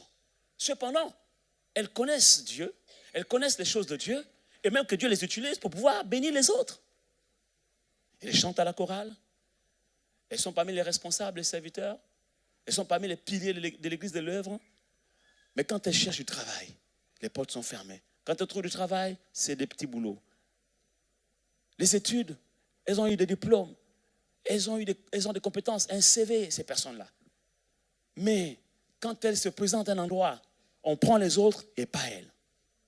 Le mariage, elles marchent dans la sanctification, elles se préservent. Les séminaires de couple, elles les suivent. Les enseignements, elles les mettent en application. Elles travaillent leur caractère pour se préparer à recevoir l'homme que Dieu a prévu dans leur vie ou la femme que Dieu a prévu pour leur vie.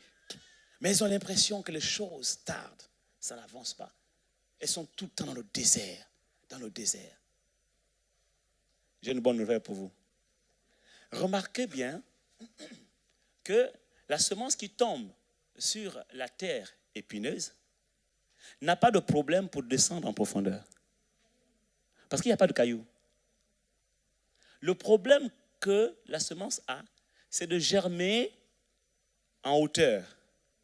Parce que quand elle commence à germer, elle commence à produire des bourgeons, elle commence à produire une fleur, un arbrisseau, un arbre, commence à monter la tige. Automatiquement, les épines étouffent la croissance. Et l'empêche de faire une percée en hauteur. Donc le problème de ces chrétiens, ce n'est pas la profondeur avec Dieu, mais c'est la percée en hauteur. Maintenant, la bonne nouvelle pour toi, c'est quoi? C'est que, en fait, si jusqu'à présent, tu n'arrives pas encore à réaliser une percée en hauteur, c'est tout simplement parce que Dieu a vu que ta percée en profondeur n'est pas encore terminée. Alors Dieu est en train de travailler encore avec toi la percée en profondeur. Je me souviens, quand j'ai fini mes études et j'ai commencé à chercher du travail, je ne comprenais pas pourquoi j'avais du mal à trouver du travail. Je suis resté au chômage pendant 365 jours. «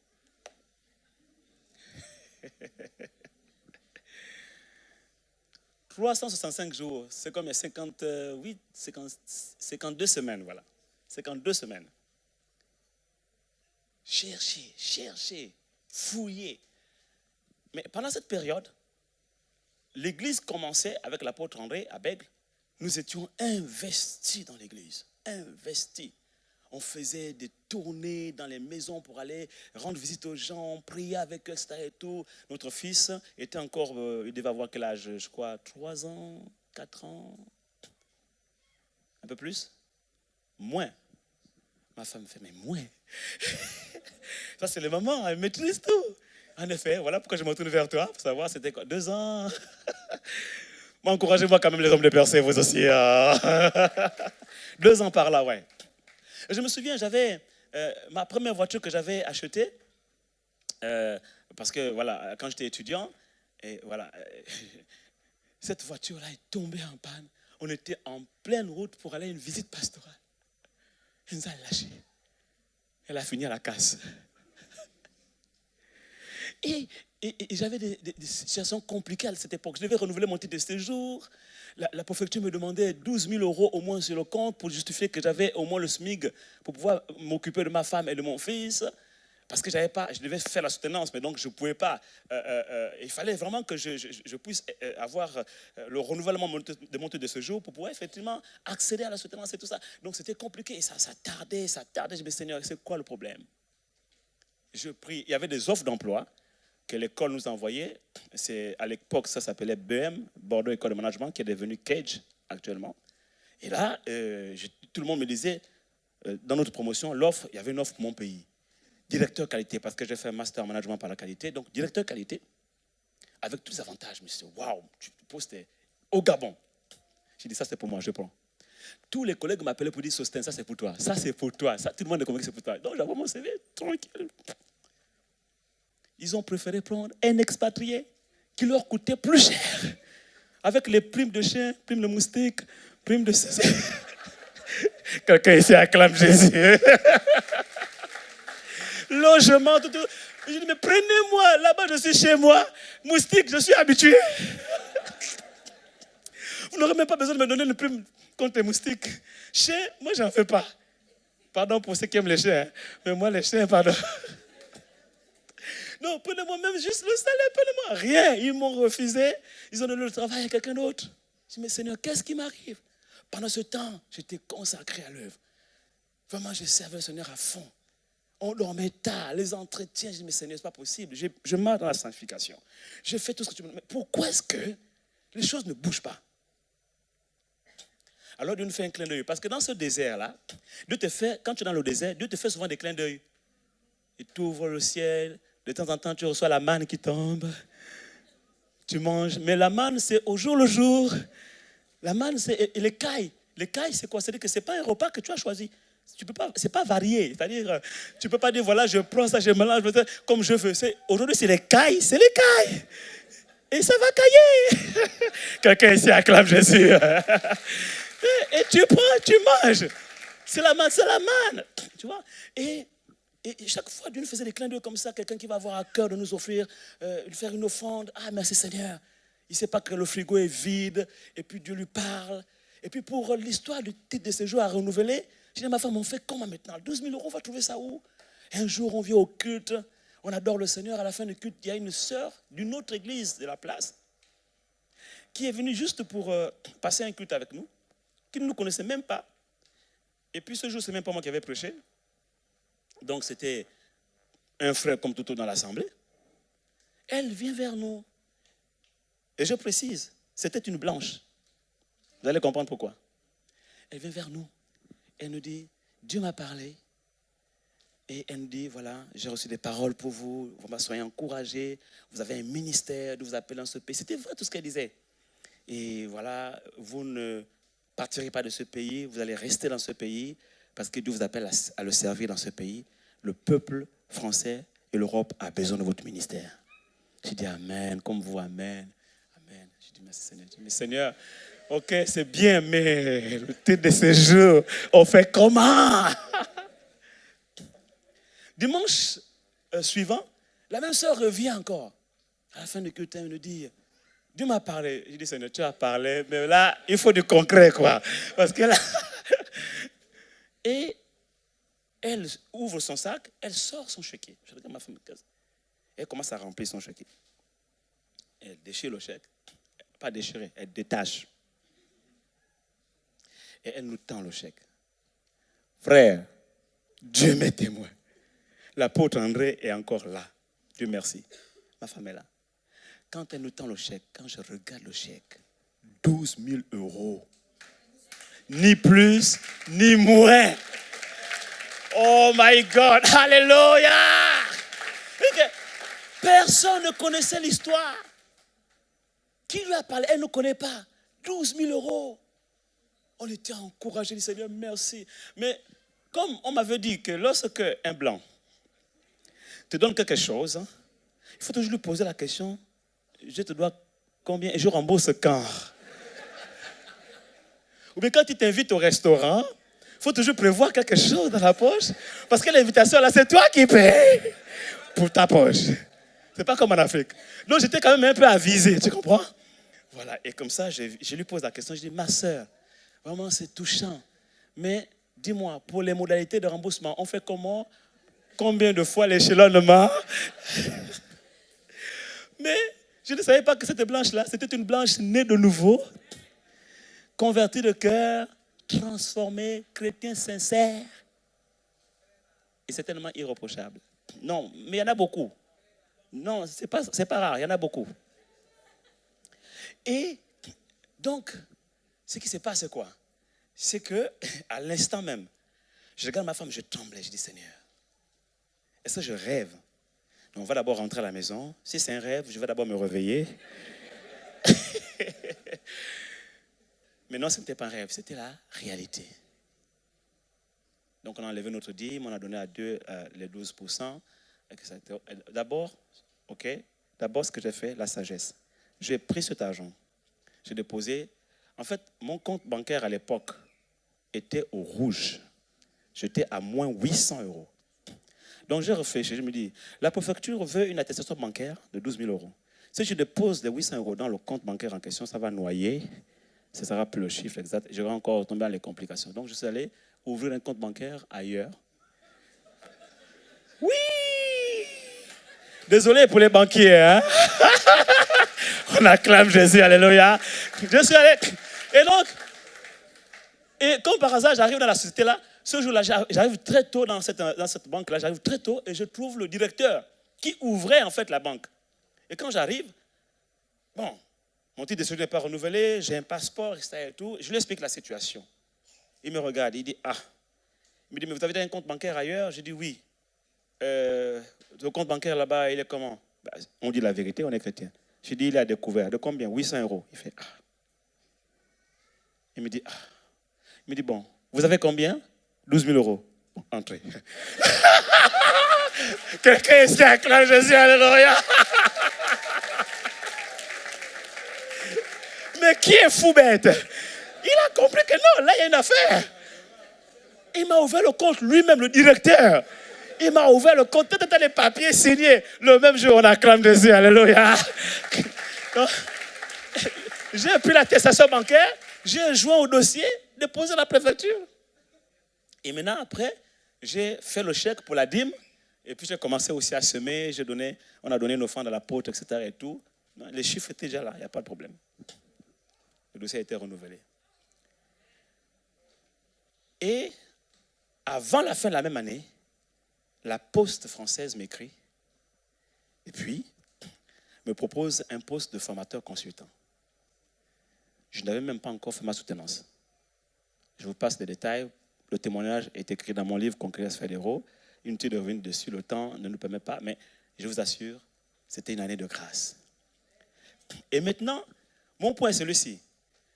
J'ai tellement vécu de galères, de souffrances, que je ne comprenais pas pourquoi ma vie n'avançait pas, pourquoi les portes du travail ne s'ouvraient pas, pourquoi j'étais bloqué ici à la préfecture, pourquoi Seigneur? C'est ça mon point. Les chrétiens qui ressemblent à la terre épineuse. Donc, je suis embauché, jeune cadre dynamique, JCD, jeune cadre dynamique, véhicule de service, téléphone, tu es tout le temps dans les hôtels, tu manges dans les restaurants, frais de mission et tout ça là. Voilà, c'est pour un jeune comme moi, voilà, c'est le rêve de tout jeune, quoi. Voilà, tu es là, tu dis, waouh, Seigneur, tu m'as béni. Et puis, je m'avais donné une formation à Poitiers. Donc, normalement, j'ai été embauché pour donner des formations aux directeurs, cadres, management, etc. et tout. Et là, cette année-là, c'était la deuxième année, la Poste va commencer à recruter les jeunes de 18 à 25 ans pour faire l'alternance, être embauché dans les postes de guichetier, conseiller financier, etc. Donc, on me demande, est-ce que tu peux aussi donner des formations dans la relation client? J'ai dit, la relation client, je l'ai faite à l'école, il n'y a pas de problème. Donc, je prends la formation également et j'ai un nouveau public. Et quand on arrive et tout ça, on fait le tour de table pour se présenter, chacun se présente. Et puis, il y a une, elle était blonde, aux yeux bleus, Le diable sait comment choisir.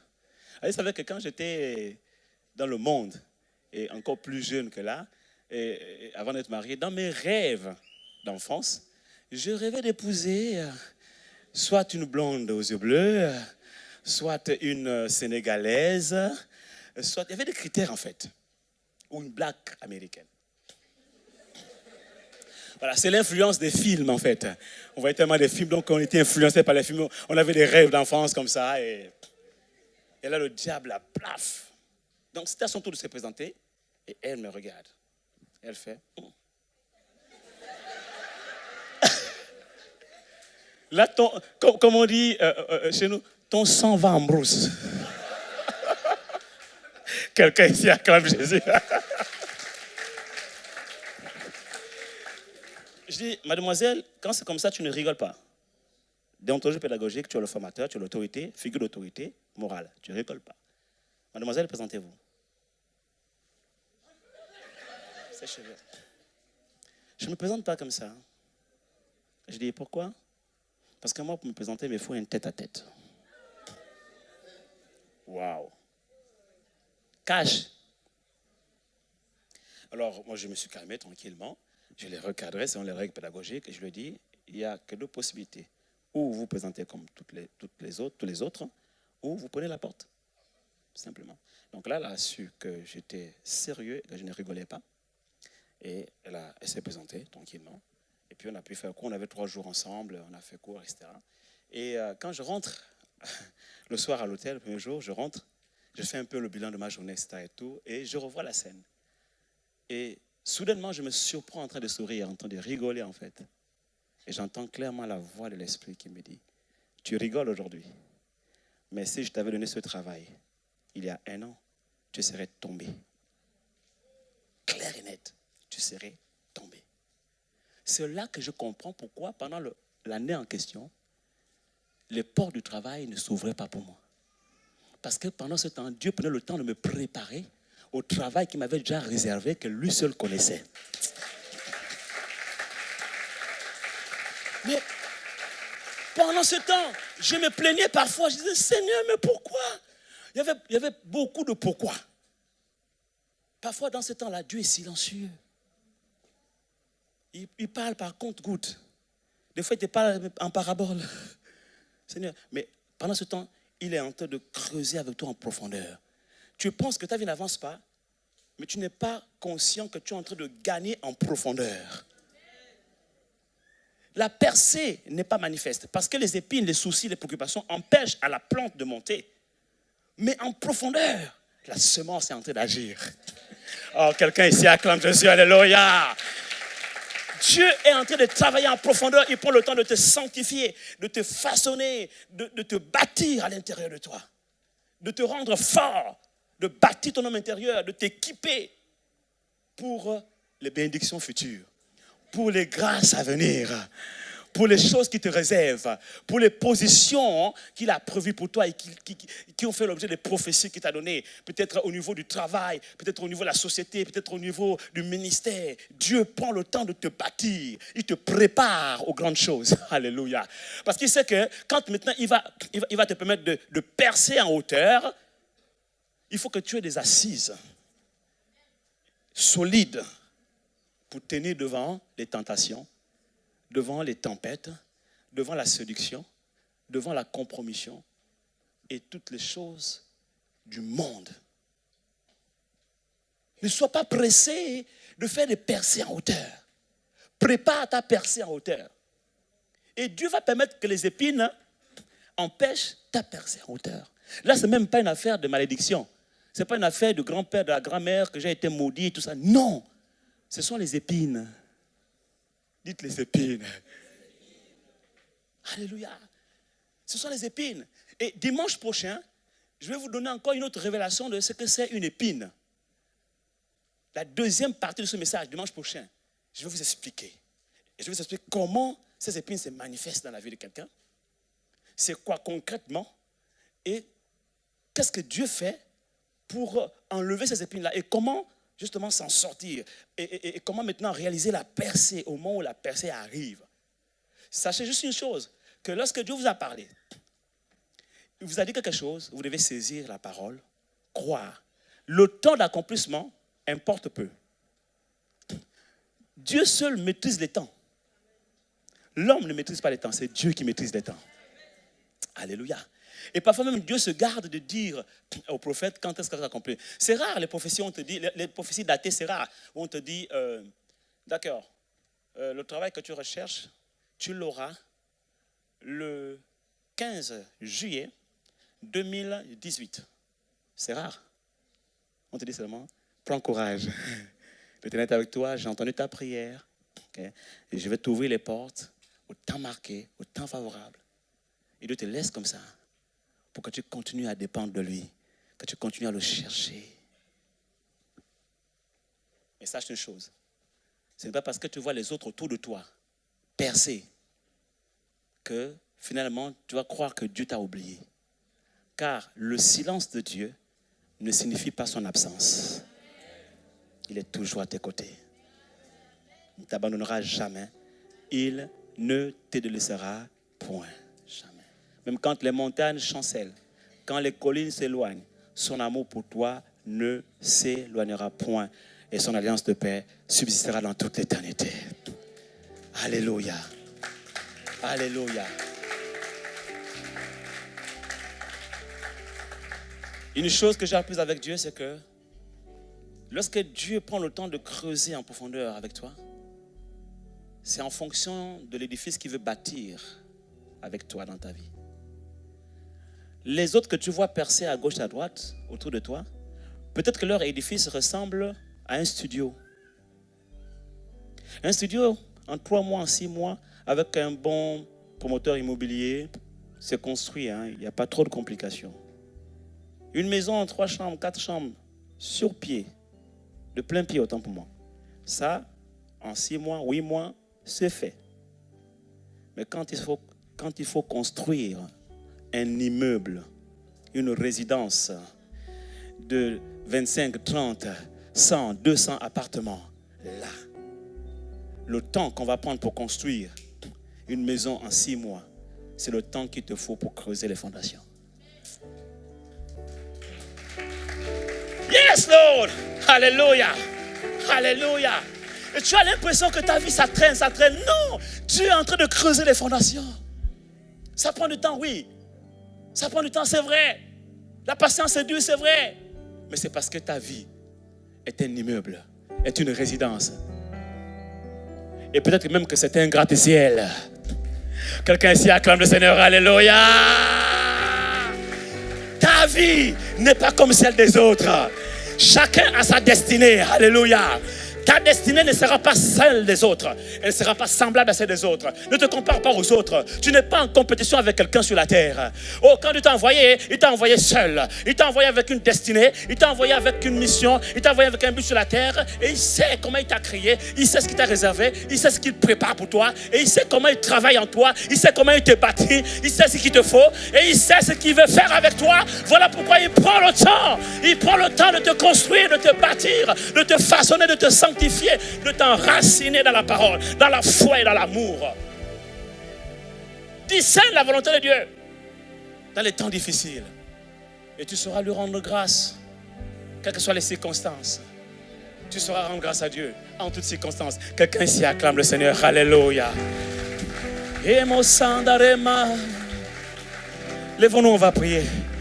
Lève-toi et rends grâce à Dieu. Dis à Dieu l'expression la plus profonde de ton cœur en cet instant. Exprime ton cœur à Dieu.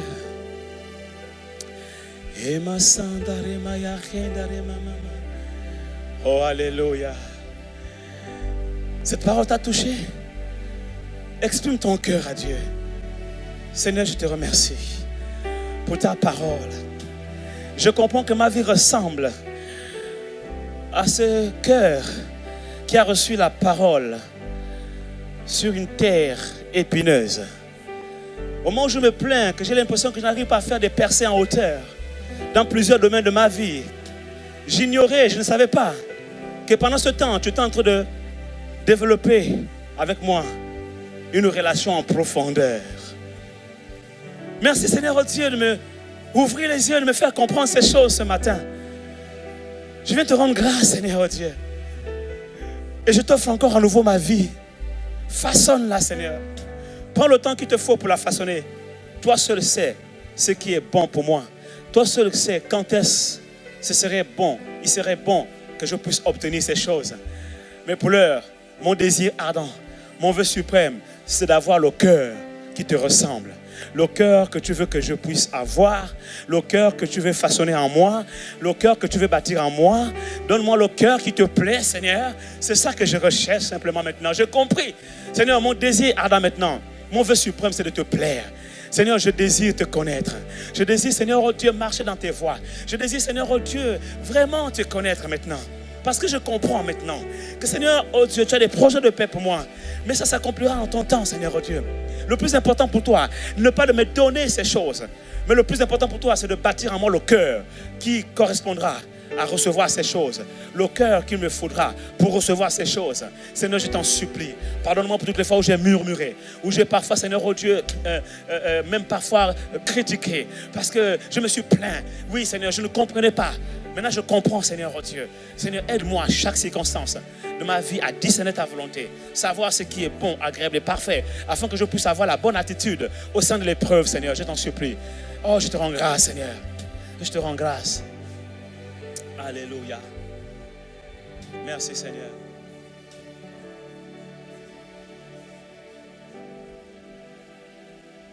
Alléluia. Merci, Jésus. Alléluia. Lève tes mains, je vais prier pour toi. Seigneur, tu vois ton peuple qui lève les mains vers toi, c'est un signe d'abandon, un signe de reconnaissance aussi. Tu nous as vraiment parlé ce matin.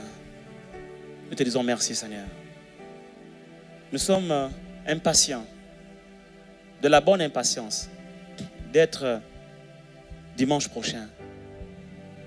Nous voulons déjà être à dimanche prochain. Nous voulons déjà écouter la suite de ce qui se passe dans la vie de ce cœur épineux et comment tu arrives, Seigneur, oh Dieu, à guérir ce cœur épineux, à le sortir de là et comment tu transformes sa vie. Nous sommes tout oui. Merci pour la semence qui a été déposée dans nos cœurs ce matin. Saint-Esprit, arrose-la afin qu'elle porte du fruit, qu'elle change nos vies. À toi la gloire, dans le nom tout-puissant de Jésus. Nous avons ainsi prié. Amen. Amen. Alléluia.